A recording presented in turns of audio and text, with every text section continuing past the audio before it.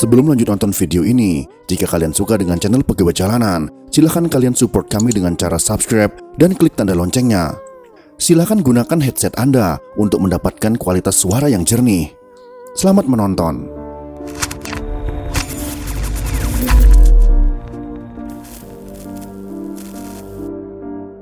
Sebetulnya orang yang bisa mengetahui daripada aksara Jawa itu bisa mengetahui daripada jati dirinya sendiri.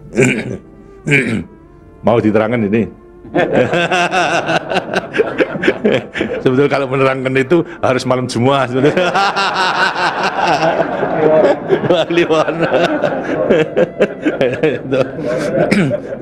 Dan itu namanya ilmu dari nenek moyang kita itu dalam rangka menjabarkan mengenai Pancasila, Eka Prasida Pancakarsa, sebetulnya falsafah daripada aksara Jawa itu.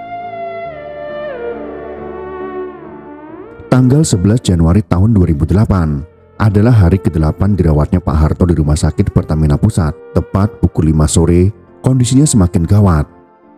Tim dokter yang merawat mengatakan kondisinya kritis sekali, kesadarannya menurun, pernapasannya memburuk cepat dan dangkal. Beredar kabar bahwa sang jenderal besar ini sudah mengalami koma.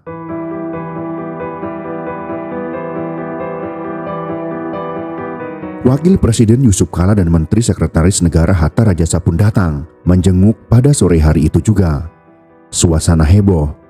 Rumah Sakit Pertamina Pusat pun diserbu wartawan, lebih ramai daripada biasanya. Sedangkan Presiden SBY yang saat itu sedang berada di Malaysia memutuskan untuk pulang lebih awal dari jadwal yang direncanakan. Pada sore hari itu terjadi penurunan tekanan darah dan tingkat kesadaran. Ketua Tim Dokter Kepresidenan Marjo Subiandono menjelaskan penurunan kesadaran yang dialami Pak Harto akibat kegagalan multi organ. Dokter melakukan pertolongan bantuan napas dan pemberian obat-obatan untuk mengatasi kegawatan. Beberapa peralatan medis pun kembali dipasang demi kelangsungan hidup Pak Harto. Ventilator pun dipasang sebagai alat baru yang ditambahkan. Alat itu dipasang karena kondisi Pak Harto semakin gawat. Kondisinya sangat kritis sekali, sehingga beliau terpaksa ditidurkan dengan alat bantu nafas ventilator, kata Dr. Marjo.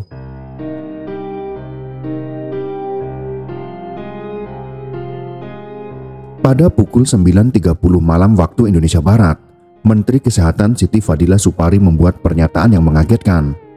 Ia mengatakan kondisi Pak Harto sangat gawat. Tubuh Pak Harto sudah dipasangi alat bantu ginjal, alat bantu jantung, dan didukung berbagai jenis obat-obatan. Menurut Menteri Kesehatan, dengan pemasangan peralatan itu sama saja menciptakan kehidupan palsu bagi Pak Harto. Menteri Kesehatan menjelaskan, kehidupan palsu adalah kondisi saat organ-organ tubuh berfungsi, namun itu karena menggunakan alat bantu. Orangnya bernafas dengan mesin, bisa kencing karena ginjalnya berfungsi, jantung dibantu obat, tapi penderitanya koma. Kalau sudah begitu kasihan, jelas Siti Fadilah. Mengingat kembali pada tanggal 21 Mei tahun 1998, saat Pak Harto mengakhiri kekuasaannya menjadi Presiden Republik Indonesia selama 32 tahun, Pak Harto dengan kebesaran hati membacakan pidato yang sangat bersejarah dan membuat gedung kura-kura MPR bergetar dengan teriakan kemenangan mahasiswa yang menuntut kemunduran Pak Harto. Padahal bisa saja Pak Harto ngeyel dan ngotot untuk tetap berkuasa, tapi dia memilih untuk mengalah untuk menghindari banyaknya korban jiwa yang berjatuhan. Ini adalah salah satu kebesaran hati beliau. Gus Dur pernah mengatakan, jasa Pak Harto itu banyak, tapi dosanya juga tidak kalah banyak. Itulah manusia, tidak seperti malaikat yang bisa menghindari kesalahan. Begitu juga Pak Harto ada juga kesalahannya sebagai manusia.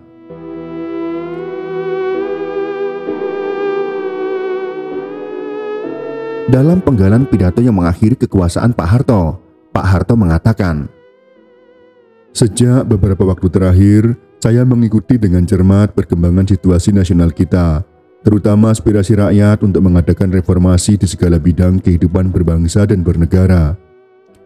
Atas dasar pemahaman saya yang mendalam terhadap aspirasi tersebut dan terdorong oleh keyakinan bahwa reformasi perlu dilaksanakan secara tertib, damai dan konstitusional, oleh karena itu dengan memperhatikan ketentuan pasal 8 Undang-Undang Dasar 1945 dan secara sungguh-sungguh memperhatikan pandangan pimpinan DPR dan pimpinan fraksi-fraksi yang ada di dalamnya, saya memutuskan bahwa menyatakan berhenti dari jabatan saya sebagai Presiden RI terhitung sejak saya bacakan pernyataan ini pada hari Kamis 21 Mei 1998. Pernyataan saya berhenti dari jabatan sebagai Presiden RI saya sampaikan di hadapan saudara-saudara, pimpinan DPR dan juga adalah pimpinan MPR pada kesempatan silaturahmi. Sesuai pasal 8 Undang-Undang Dasar 1945, maka Wakil Presiden RI, Profesor Dr. B.J. Habibie yang akan melanjutkan sisa waktu jabatan Presiden Mandataris MPR 1998-2003. Atas bantuan dan dukungan rakyat selama saya memimpin negara dan bangsa Indonesia ini, saya ucapkan terima kasih dan minta maaf bila ada kesalahan dan kekurangan-kekurangannya. Semoga bangsa Indonesia tetap jaya dengan Pancasila dan Undang-Undang Dasar 1945. Itulah pidato terakhir Pak Harto sebagai Presiden Republik Indonesia. Setelah pidato selesai, maka untuk menghindari kekosongan pemerintahan, langsung Wakil Presiden B.J. Habibie disumpah menggantikan Pak Harto menjadi Presiden ketiga Republik Indonesia. Sebenarnya Presiden Soeharto sudah ingin berhenti menjadi presiden sebelum terjadi pergolakan dan demonstrasi besar-besaran itu. Tapi orang-orang di sekelilingnya masih ada yang mempertahankan kekuasaan. Mungkin karena sudah merasakan kenyamanan dengan apa yang mereka dapatkan, akhirnya Pak Harto lanjut dipilih menjadi presiden.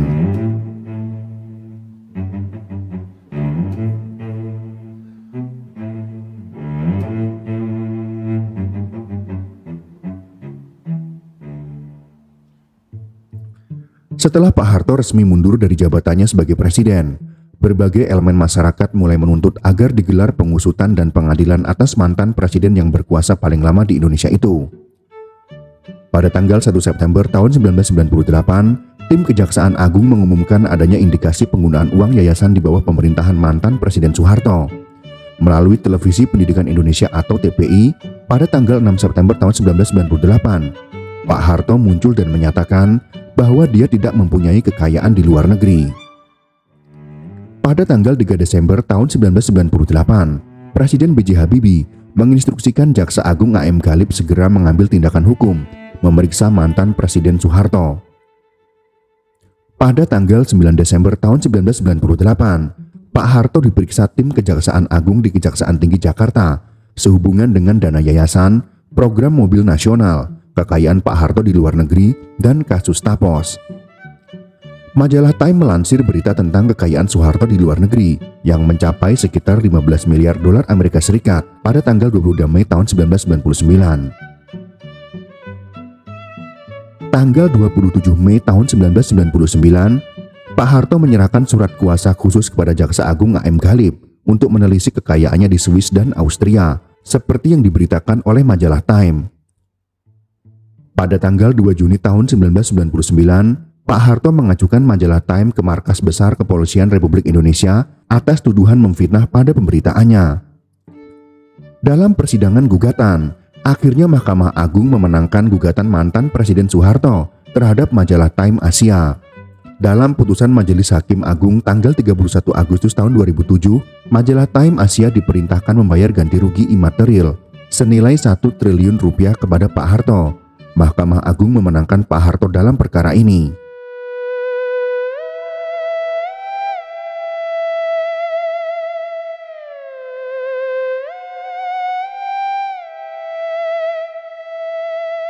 Pada tanggal 27 Januari tahun 2008, tepat pukul 13.10 waktu Indonesia Barat, Pak Harto menghembuskan nafas terakhirnya di Rumah Sakit Pertamina Pusat setelah mengalami koma dan menderita tidak berfungsinya beberapa organ tubuh.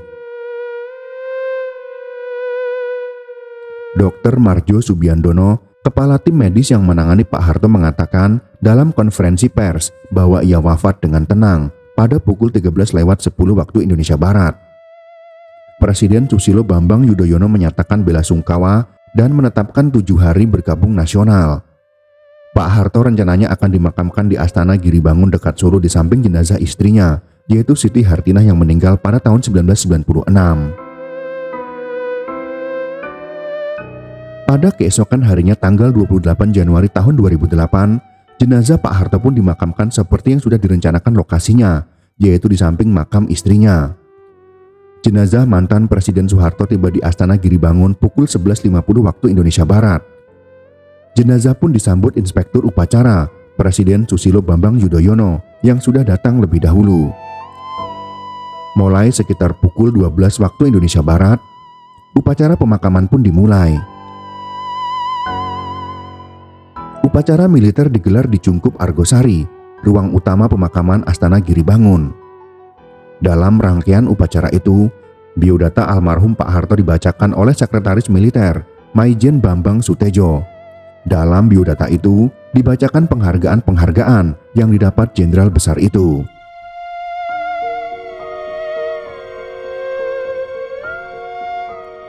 Pada pukul 12:10 waktu Indonesia Barat, pasukan 3 angkatan dan Polri melakukan upacara pasang sangkur.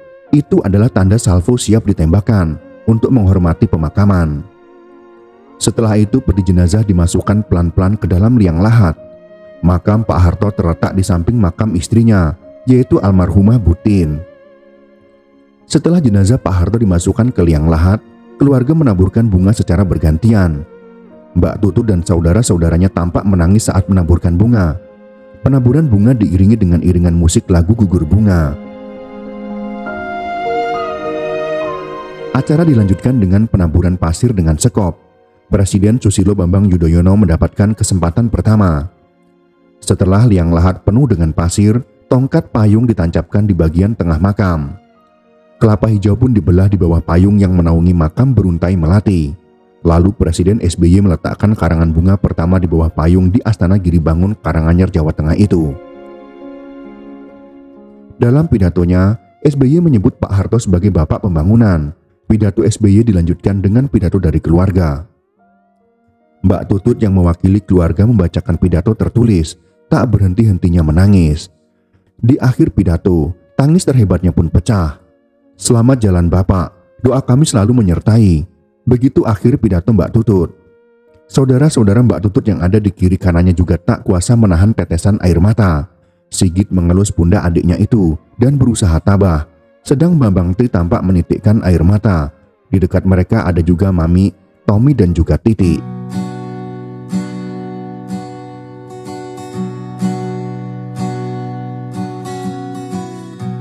Prosesi pemakaman pun tuntas. Pemakaman megah itu juga dihadiri sejumlah tokoh mancanegara.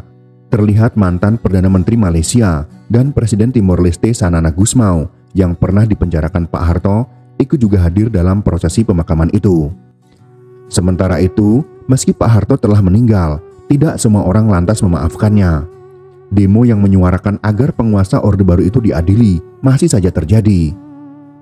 Demonstrasi digelar sekitar 70 orang yang menamakan dirinya Kesatuan Rakyat Adili Soeharto atau dikenal dengan Keras di Tugu Proklamasi Jakarta. Itulah sekelumit kisah tentang hari-hari terakhir Pak Harto, dari masa sakit sampai dengan penguburannya. Semoga informasi ini bisa bermanfaat untuk kita semua. Jika kalian suka dengan video ini, silahkan berikan jempol ke atas. Dan jika kalian menganggap video ini bermanfaat, maka bagikanlah untuk teman-teman Anda yang lain. Terima kasih sudah menonton.